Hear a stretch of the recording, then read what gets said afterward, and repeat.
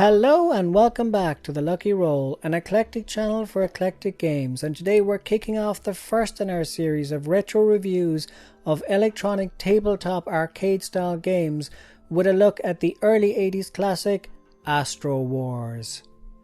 Astro Wars is a space-themed shoot-'em-up style game where you play as a lone Earth fighter fending off waves of attacks from alien invaders. Think Space Invaders or Galaxians, both of which were direct inspirations for this game. In fact, so much so that Astro Wars was actually marketed in Japan under the title Super Galaxian, and in the US as Galaxy 2, but for those of us in the UK and Ireland, it will always be fondly remembered as Astro Wars. The game was produced by UK company Grandstand in 1981, a company which released a number of other hugely popular electronic titles around this time, including Caveman, Scramble, and a Pac-Man derivative called Munchman. In this case, Grandstand collaborated with Japanese developer Epoch to bring the feverishly paced fire button pushing Astro Wars to the market. The game is powered by 4 size C 1.5 volt batteries and is robustly built with a tough plastic exterior to withstand the harshest rigors of play. This was the kind of game that kids in the early 80s received as a birthday or Christmas present, and coincidentally enough, if you look closely on the underside of the tattered box of this very copy of the game that I picked up used on eBay, you'll spot a little handwritten personal dedication from way back when. Morris, John, ... Leonard. Christmas 1983. Now, I don't know who Morris or John were, but I can almost guarantee you that they were overjoyed with this gift and had their eyes glued to its curved magnified screen throughout the Christmas of '83.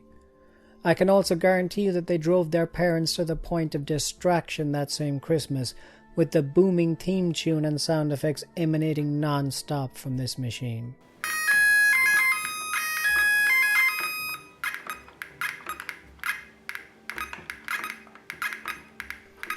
Because if this game is anything, it is loud. Annoyingly loud, especially if you're not the person playing it, but just happen to be anywhere in the vicinity. In terms of gameplay, this is pretty rudimentary stuff. There are 4 controls, an on-off switch, a select switch to choose between 4 difficulty levels, a mini joystick that only moves the ship left or right across the bottom of the screen, and finally a fire button to unleash destruction one hectic press at a time on those unrelenting waves of extraterrestrial interlopers. You get 5 lives and play is divided into 4 phases per level. 3 phases involve you exchanging fire with enemy ships in various configurations, and 1 phase features a docking booster control minigame where you try to earn extra points by landing the shuttle part of your craft safely back on top of your main ship. The phases then cycle round, getting ever faster, but let's face it, with the gameplay repeating like this on a loop, everything does become a bit repetitive and predictable before too long. The game ends when the alien invaders outgun you and you run out of lives, or when you outgun them and hit the top score of 9,999 points. I should add that aliens can kill you not only by shooting you, but by crashing into you kamikaze style, a particularly nasty and annoying tactic that they're not shy to use. The various difficulty levels of the game do not differ from each other by introducing any new enemy ships, challenges, or the like, largely because the core technology here is simply too primitive to allow it. Instead, the more challenging levels rely on speeding up the attacks and increasing the number of alien ships to the point where the player simply can't keep up, and is eventually swamped by enemy fire and determined kamikaze attacks. To give you an example of the difference between the easiest level and the hardest level, I challenged myself to see how long I could last on both and see what score I could attain before the invaders finally blasted my ship to smithereens. On level 1, the easiest level, I managed to stay in the fight for a somewhat respectable 9 minutes and 33 seconds and racked up an impressive score of 8,330 points. That's only 1,670 points away from beating the game itself. Not bad for a novice. On level 4, however, the toughest difficulty level, things went decidedly pear-shaped for me, and I lasted a mere 2 minutes and 22 seconds, managing only a cringe-inducing score of 1,640. I bet Morris and John never scored as low as that back in 1983. In fact, I can see that they scored rather higher because handwritten inside the lid of the box is a record of their high scores. Morris and another person named Hugh reached the highest possible score and beat the game, but alas, I see no record of how poor John fared. Maybe slaying waves of aliens for hours on end simply wasn't John's thing after all.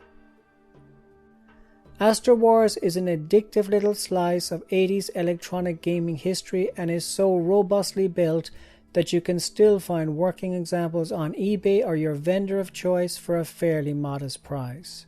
There's a lot to like about the game. At heart, it's a fun, fast-paced retro shooter serving up quick thrills and spills for would-be space cadets of all ages.